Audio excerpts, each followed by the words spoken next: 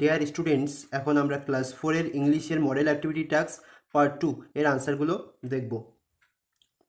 Activity 1-এ বলছে যে complete the following sentences with suitable pronouns, two are done for you. এখানে দুটো তোমাকে করে দেখিয়েছে, সেই অনুযায়ী তোমাকে এই তিনটে প্রশ্নের উত্তর দিতে হবে। এখানে কি বলছে দেখো, Mita goes to market with her mother. Mita মার্কেটে গিয়েছে বা বাজারে যাচ্ছে কার সঙ্গে? উইথ হার মাদার, তার মায়ের সঙ্গে। হার, এখানে কিন্তু প্রোনাউন ব্যবহার হয়েছে হার, মানে মিতার পরিবর্তে ব্যবহার করা হয়েছে হার। এবার পরেরটা কি বলছে, the teacher called Amit and Tina. শিক্ষক মহাশয় ডেকেছিলেন অমিতকে আর টিনাকে। দ্য শি ওয়ান্টেড, অর্থাৎ টিচার তিনি মহিলা ছিলেন, শি ওয়ান্টেড তিনি চেয়েছিলেন, দেম তাদেরকে, টু পারফর্ম অন স্টেজ। অর্থাৎ অমিত আর টিনা নিশ্চয়ই কোনো একটা সাংস্কৃতিক অনুষ্ঠানে কোনো কিছু আবৃত্তি বা নাটক কিছু করবে, তাই তাকে স্টেজে ডাকা হয়েছিল পারফর্ম করার জন্য। তাহলে এখানে আমরা দেখতে পাচ্ছি টিচারের পরিবর্তে কী ব্যবহার হয়েছে? শি ব্যবহার হয়েছে। আর অমিত আর টিনা যেহেতু দুজনে একসঙ্গে বা এটা বহু বচন, তাই এখানে তাদের বদলে কী ব্যবহার হয়েছে? দেম। তাহলে আমরা এখানে কি করব? এখানে বলছে Varun and dash brother go to play football in the nearby park every afternoon. Varun এবং ভাই তারা কি করে? নিয়ারবাই পার্কে বা কাছাকাছি কোনো পার্কে কি করে? প্রত্যেক দিন বিকালে ফুটবল খেলে, ফুটবল খেলে। তাহলে এখানে কি লিখবে? বরুণ আর তার ভাইয়ের ভাইয়ের এখানে কি প্রোনাউন বসবে? ভাইয়ের আগে হিজ, বরুণের ভাই, বরুণ এবং তার ভাই, তার ইংলিশ হচ্ছে হিজ। তাহলে লিখবে Varun and his brother go to play football in the near by park every afternoon. এবার দুই দাগটা বলছে my friend invited dash to her birthday party. তার বার্থডে পার্টিতে আমাকে নিমন্ত্রণ করেছিল। আমাকে, এখানে কি লিখবে? মাই ফ্রেন্ড, আমার বন্ধু, ইনভাইটেড আমন্ত্রণ জানিয়েছিল। নিশ্চয়ই কাকে আমন্ত্রণ জানাবে? আমাকে আমন্ত্রণ জানাবে। আমাকে, টু হার বার্থডে পার্টি, তার জন্মদিনের পার্টিতে। এবার তিন দাগটা বলছে mother called Riya and Priya. Mother মানে মা তার দুই মেয়েকে ডাকছে, রিয়া এবং প্রিয়াকে। শি ওয়ান্টেড তিনি চান, দেম তাদেরকে, টু হ্যাভ দেয়ার লাঞ্চ তাদের ওই খাওয়ায় তাদেরকে চান। তাহলে কি লিখবে এখানে? যেহেতু রিয়া অ্যান্ড প্রিয়া এটা হচ্ছে বহু বচন, তার পরিবর্তে কি বসবে? দেম। কি বসবে? দেম। যেখানে ঠিক যেরকম এখানে দেখো যে অমিত অ্যান্ড টিনা এই দুজনের পরিবর্তে কি বসেছিল? দেম।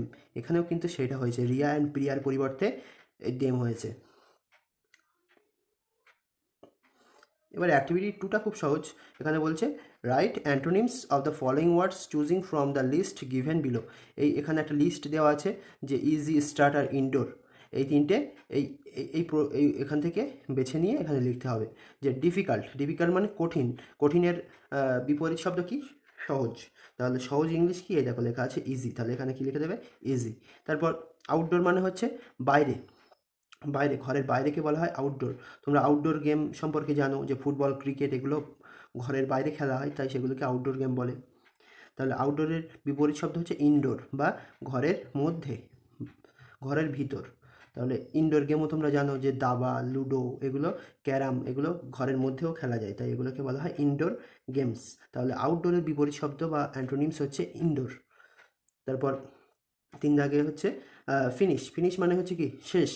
শেষ করা, কোনো কাজ শেষ করা হচ্ছে ফিনিশ করে দেওয়া। আর তার বিপরীত শব্দ হচ্ছে শুরু করা বা স্টার্ট। তাহলে এটা কি লিখবে? ফিনিশের বিপরীত শব্দ স্টার্ট।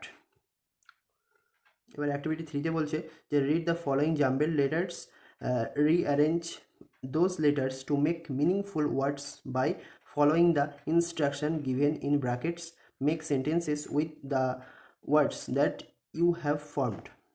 বলছি এই যে জাম্বেল ওয়ার্ড আছে, এই এলোমেলো ওয়ার্ডকে তোমাকে প্রথমে কী করতে হবে? তোমাকে সাজিয়ে একটা মিনিংফুল ওয়ার্ড লিখতে হবে। এবার সেই ওয়ার্ডটা কীভাবে লিখবে? এখানে যে ইনস্ট্রাকশন দেওয়া থাকবে সেই অনুযায়ী লিখতে হবে, আর এছাড়া অন্য কিছু হবেও না। ঠিক আছে, এবার এটাও তাই করতে হবে। আর যে দুটো তুমি বের করবে সেই দুটোকে আবার কী করতে হবে? মেক সেন্টেন্স বা বাক্য রচনা করতে হবে। এখানে দেখো OVICTRY, একে আমরা মিনিংফুল ওয়েতে সাজালে কী পাবো? ভিক্টরি মানে জয়। তাহলে এটা দেখো বলছে related to A match or game, একটা খেলা সম্পর্কিত বিষয়। খেলায় অবশ্যই জয় পরাজয় থাকে, হার জিত থাকে।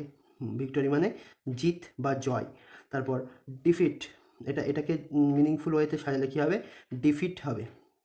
ডিফিট মানে কি? পরাজয়। ঠিক এই ভিক্টরির অপোজিট টু উইন, মানে জয়ের বা জিতের বিপরীত শব্দ হচ্ছে ডিফিট বা পরাজয়।